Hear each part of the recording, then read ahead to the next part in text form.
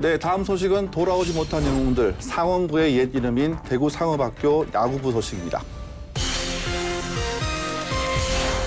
글러브와 야구공 대신 총과 수류탄을 들고 전쟁터를 누빈 이들을 대구 상업학교 지금은 상원고인데요. 1928년도에 그 창단을 유구한 전통의 그 명문팀이라고 할 수 있는데요. 대구 경북 지역의 야구 최강자로 전국 학도 대회 준결승 경기 당일날 바로 6.25 전쟁, 오늘날의 학도병으로 참전하게 됩니다. 이 군사교육이 받지를 못하고 군번 없는 군인으로 이제 곧장 이 낙동강 전투에 투입돼야 했습니다. 그나마 이제 주장 박상호 선수의 유해는 발견이 됐었는데요. 이문조, 성나홍 선수의 유해는 아직 돌아오지 못하고 있는 상황.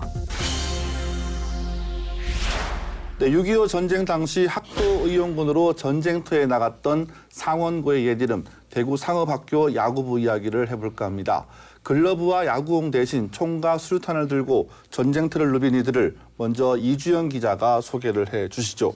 네, 대구교육박물관 전시실 모퉁이에 걸린 낡은 흑백 사진. 대구 상업학교의 이제 야구부 학생들이 당시 청룡기 야구 대회에서 우승할 당시의 모습을 포착한 사진입니다. 무려 1950년인데요. 정확히 70년 전 사진이지요. 네. 근데 지금은 사진 한 장으로만 남은 이들에게 숨겨진 이야기가 놀라웠습니다. 이 대구 상업학교 지금은 이제 상원고인데요. 네. 그 야구부를 좀 설명을 드려야 될 것 같습니다. 1928년도에 그 창단을 했습니다. 그리고 유구한 전통의 그 명문팀이라고 할 수 있는데요. 이들은 창단 첫 해인 그 1928년 5월 24일에 대구 충계 쟁패전에서 그 대구 실업을 꺾고 첫 우승을 달성했습니다. 또 이듬해에는 1930년인데요. 그 제16회 고시엔, 그러니까 고시엔은 일본 야구 고교 야구 전국 대회입니다. 네네. 이 고시엔 조선 예선에서 우승하면서 당시 조선 대표로 출전도 했습니다.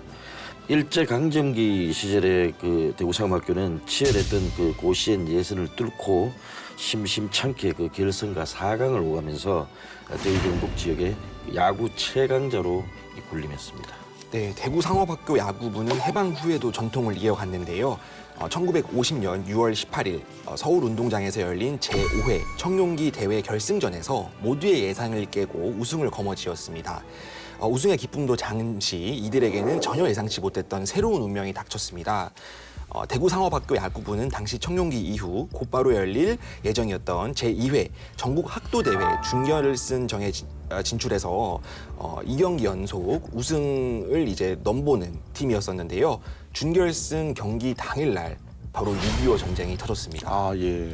네, 당시 그 대구 상업학교 야구부 소속이었던 이문조, 성나홍, 박상호 이 학생들은 이 한국 전쟁이 발발하자 그 학도병으로 가야 했습니다. 안타깝게도 이 세 명은 전쟁 전까지 그 대구 상업학교에서 그 야구 선수의 꿈을 키웠고요. 또 야구 유망주들이었습니다. 전쟁이 발발하기 일주일 전까지 이 자신들의 운명이 어떻게 이렇게 바뀔지 상상조차도 못했을 것입니다. 네, 뭐 알려진 바로는 당시 학교 측이 네네.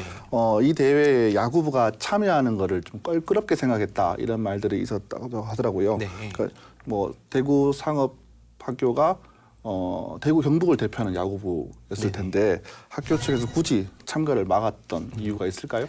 그러니까 사실 뭐 우승 가능성이 없다라는 이유가 주요한 이제 그런 원인이었는데요.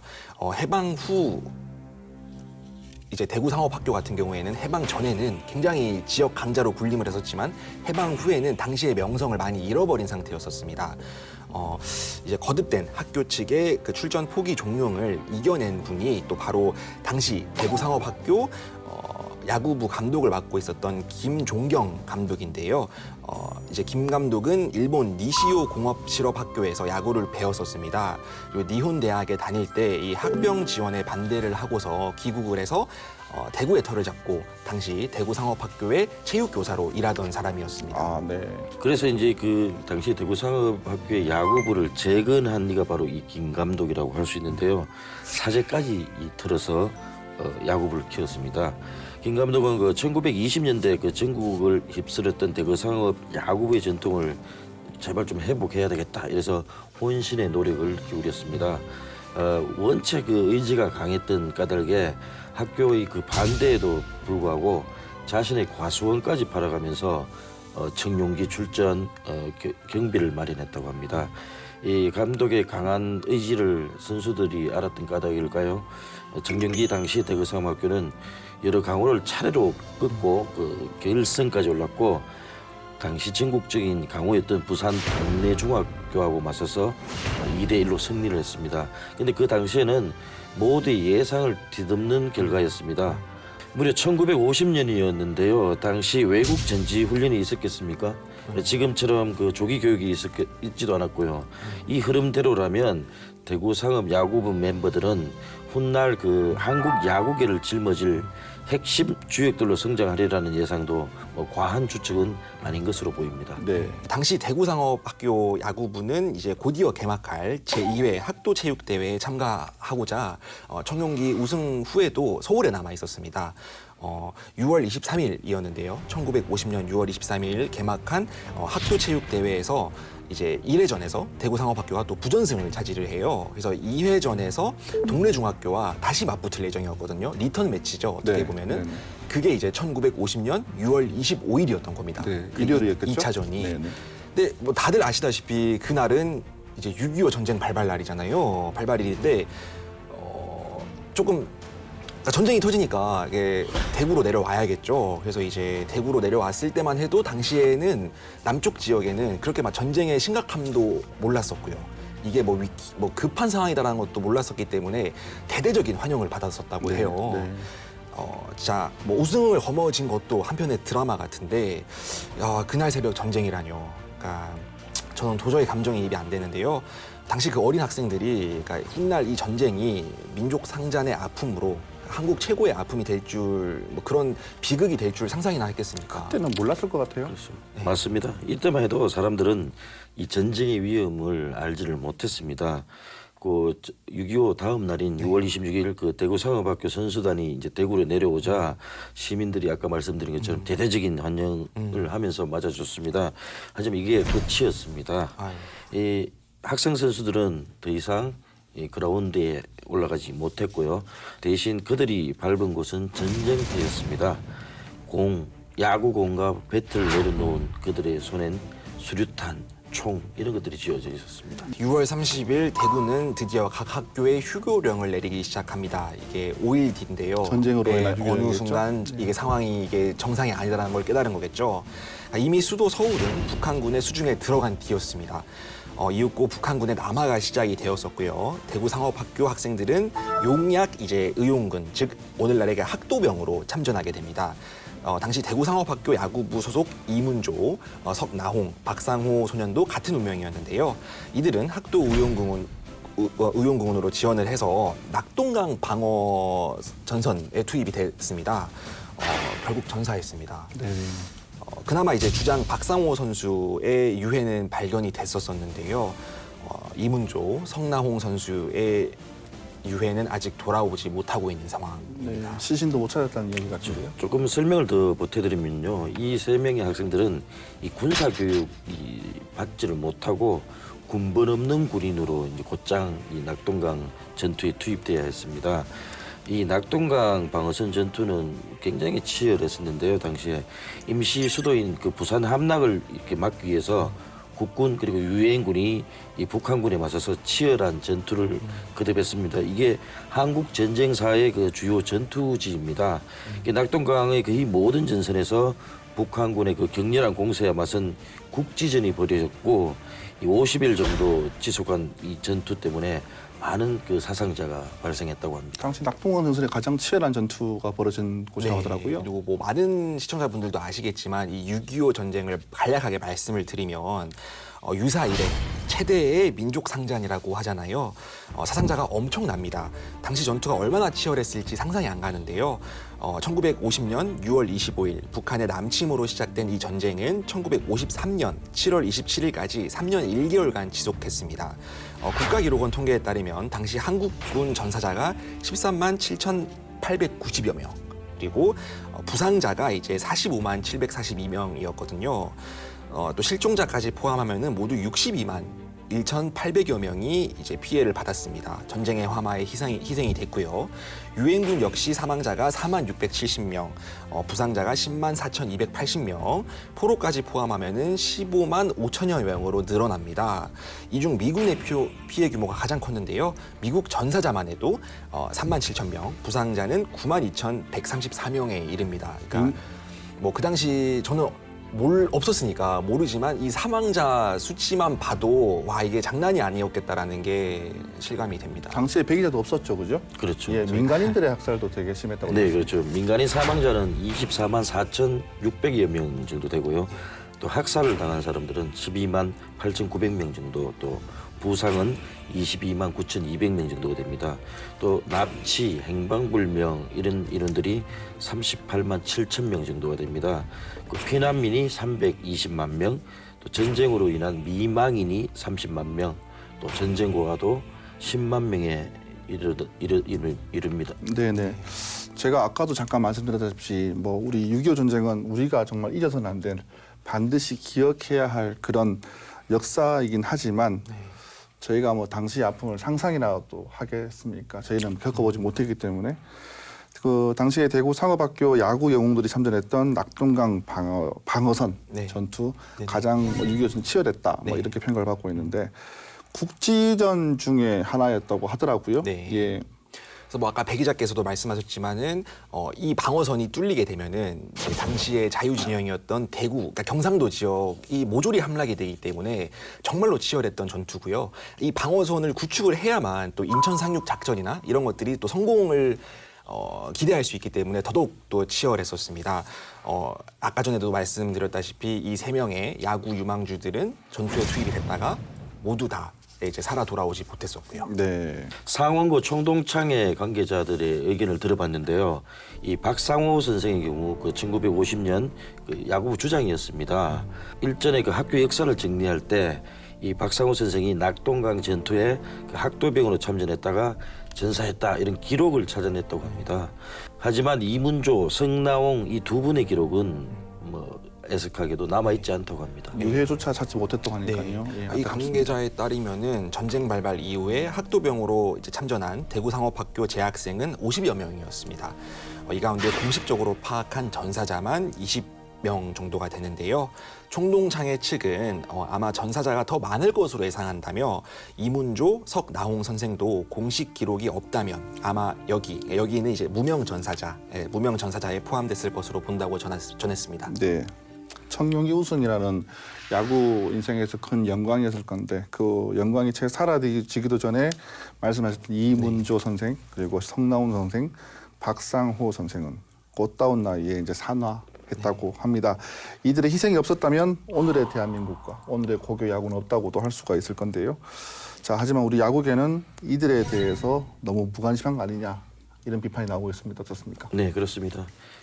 그도 그럴 것이 이 세 분의 기록은 1993년에 발간된 한국 야구사 또 2001년에 그 홍순국 선생이 집필한 한국 야구 인명사전에만 존재하고 있습니다. 이들이 언제 태어났고 어떻게 한국 야구 발전에 헌신했고 또 언제 전사했는지 기록이 전무합니다.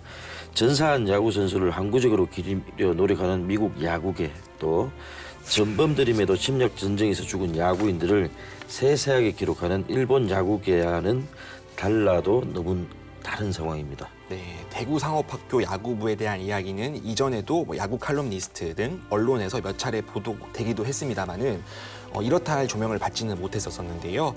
잊혔던 역사를 다시 물 위에 올린 장본인은 대구교육박물관 김정학 관장입니다. 네, 그렇습니다. 김 관장은 그 2018년 6월에 그 대구 교육박물관 개관을 준비하던 당시에 그 학도병 관련 자료를 검색하다가 대구 상업학교 야구부의 그 존재를 알게 됐다고 합니다.